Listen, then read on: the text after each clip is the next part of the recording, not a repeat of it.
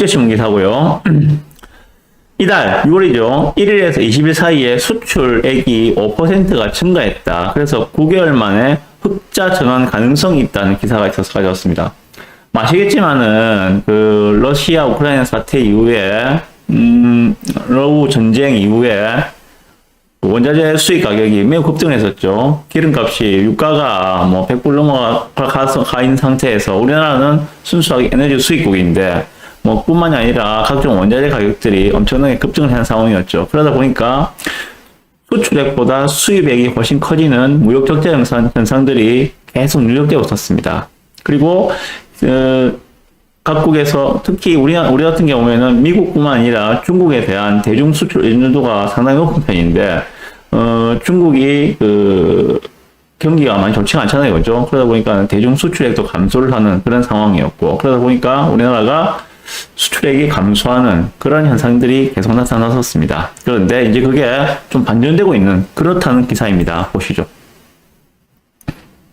자, 이달 들어 20일까지 수출이 1년 전 같은 기간보다 5% 늘었다. 그러면은 22년도 6월 달에는 수출액이 지금보다 더 적었다. 그런데 조금 더 늘어나고 있다. 이제는 이런 이야기입니다. 1에서 21일 기준으로 수출이 증가한 것은 20년 8월 이후에 처음이랍니다. 그동안은 수출이 계속 감소를 했는가 봐요. 우리나라가 전 세계를 상대로 해서 물건을 파는 그런 수출액이 감소를 한다는 이야기는 세계 경제가 그렇게 좋지 못한 것 같다. 세계 경제 여건이 그렇게 좋지 못한 것 같다. 특히 우리가 많은 물건을 수출하는 중국, 미국이죠. 그죠? 중국, 미국, 유럽인데 그 중에서 큰 축을 담당하고 있는 중국이 많이 안 좋았었다. 자, 그래서 10개월 만에 수출액이 증가세로 전환을 했다고 합니다. 그래서 보시면 품목별로 봅시다. 반도체 수출액은 지금 1년 전보다도 그래도 더 줄었다고 합니다. 1년 전에는 그나마 반도체가 좋았었는데 지금은 더 줄었다고 하고 있고요. 석유 제품도 감소했다고 합니다. 대신에 승용차, 선박, 자동차 부품 등이 증가를 했다.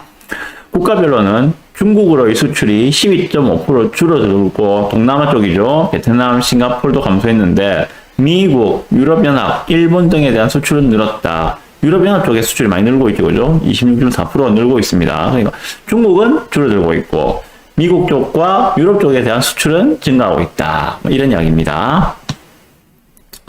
그리고 무역 수지는 지금 이제 현재 수출액 대비 수입액 무역 수지는 아직까지는 16억 700만 불 적자를 기록하고 있다. 다만 지난달 같은 기간, 그러니까 5월 달보다는 지금 무역 적자 규모가 크게 줄었다.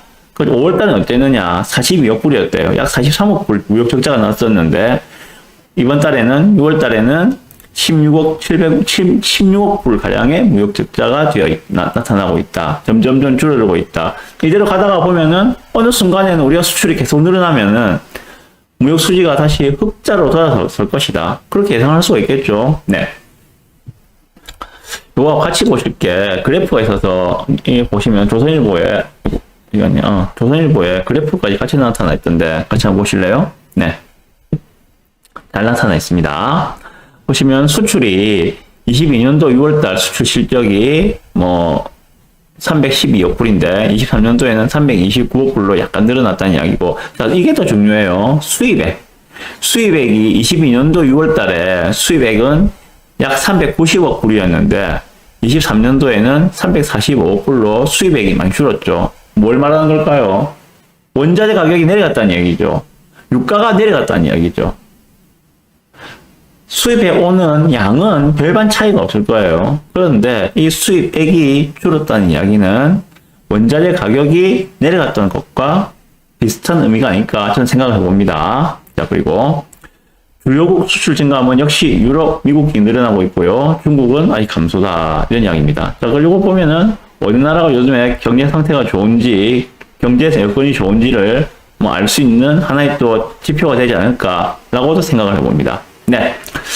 자, 여기에 대해서 제 코멘트 간단하게 말씀드리고 넘어가겠습니다. 자, 지속적으로 감소하던 수출액이 상승으로 반전할 것 같다. 그런 이야기죠. 앞에서 말씀드렸지만은 우리나라가 지금 무역 수지 적자를 기록하는 것들은 수입액이 많아서 수출액보다 수입액이 많아서 했다. 그 원인은 무엇이었는가? 러시아 우크라이나 전쟁 발발 이후에 급등했던 원자재 가격이었다.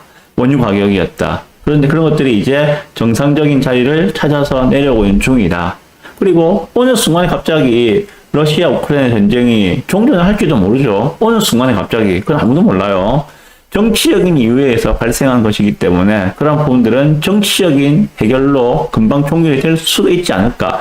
어쩌면은 뭐 계속 질질 끌 수 있겠지만 어쩌면은 진짜 극적으로 빨리 종결될 수 있지 않을까라고 생각을 해봅니다. 자, 그렇게 된다면 자, 우리나라 같은 경우에는 뭐 전형적으로 수출을 통해서 먹고 사는 나라인데 그래서 무역 수지 적자가 뭐 경제에 그 경기 침체로 가는 시그널이라는 그러한 우려들을 많이 하고 계시는 걸로 알고 있습니다.